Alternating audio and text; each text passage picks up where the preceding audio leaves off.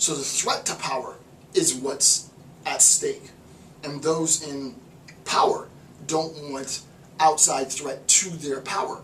So the way that you go about maintaining your power is by oppressing those and making sure that they don't attain recognition within the community.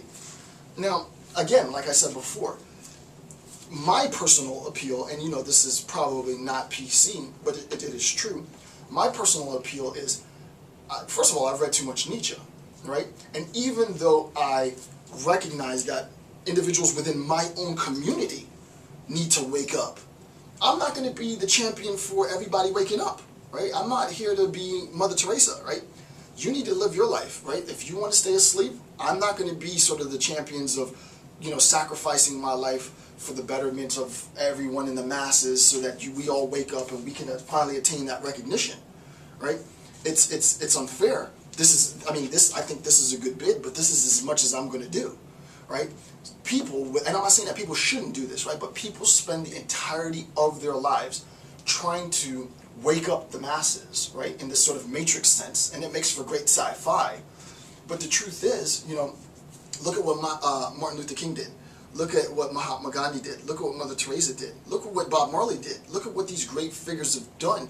And still, we're in a state where people don't want to wake up. And the point is, people don't want to wake up, right? So I'm more realistic in that sense. I don't believe in a utopian ideal at all. So the idea, obviously, because of Nietzsche, right? Nietzsche would laugh at that idea. So the attempt to spend your life trying to wake up people who don't want to wake up is ridiculous. I would not waste my life doing that, right? And the point is, there will never be a recognition among whoever the oppressed population is because they're too busy fighting each other. And, you know, they're going to continue fighting each other. So, you know, they have to fend for themselves. That's the idea. And the point is that some of us come out of that. Me, I came out of that environment, right? Where it's dog eats dog. This is going to be my next hip-hop series is going to be on survival of the fittest and war in the ghetto, right? I come out of that, so I know what that brutality is like. I've seen that brutality. It's made me who I am today, right? But I recognize how few of me make it out of that and how many get consumed. What more can I do? There is nothing more I can do. This is all I can do, and this is what I do. But aside from that, you know, going beyond and, you know, trying to have this discourse on we all should hold hand and sing Kumbaya, it's just, you know, and I'm not trying to be facetious, but it's just illogical to me. So that idea of attaining exclusive power is the fundamental threat to hegemonized power. And the way that hegemonized power maintains their power is by sort of thwarting the recognition of the masses, right? There can't be any unified recognition, because once there is a unified recognition, you can almost guarantee that revolt, serious, literal revolt, is soon coming. And I doubt in my lifetime it will ever happen. And I can't go so far as to say I doubt it will ever happen at all in the United States, but I doubt in my lifetime, in my kids' lifetime, that would ever happen in the United States because we are completely distracted. And I think we should be distracted because you know, mass rule, mass appeal isn't something that I appeal to. It's not. It's not. So, you know, that might be good or bad, and people will draw whatever distinctions they feel from that. But according to Nietzsche, and a lot of this, obviously all of this is situated within Nietzsche, I've sort of augmented it a bit in order to create a narrative. But what we recognize is that the appeal to the masses is an attempt to undermine the power of the establishment, which isn't necessarily a bad thing for me. It's a bad thing for Nietzsche. But remember, we're not just talking about political power, right?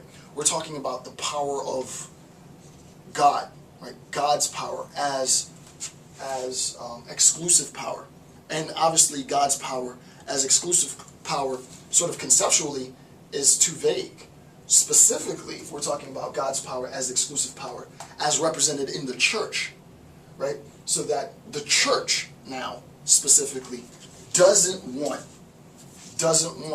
the population of those individual it serves the church now doesn't want the populations that it serves to recognize and to cohere. See, what was interesting is, and I did this specifically, purposefully, is up until now I've been having the discourse, but the discourse has been in terms of the political.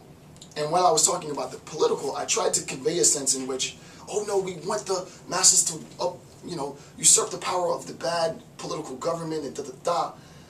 But now we recognize that that's not what Nietzsche's talking about. That was my ghetto version example. What he's talking about is the church. It's one thing to say that the political establishment wants to create and maintain hegemonized power.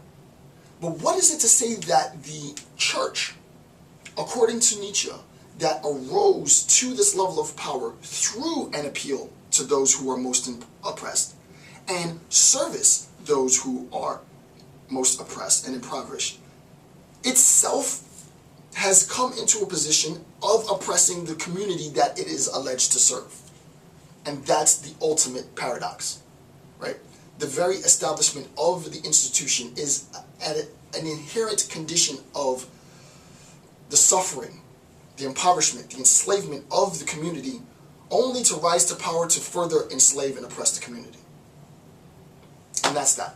So, with that being said, I'll let you take a few minutes to deliberate and conceptualize the implications of that on your own. I'm Dr. Jason J. Campbell. Thank you for watching my videos, and have a good day.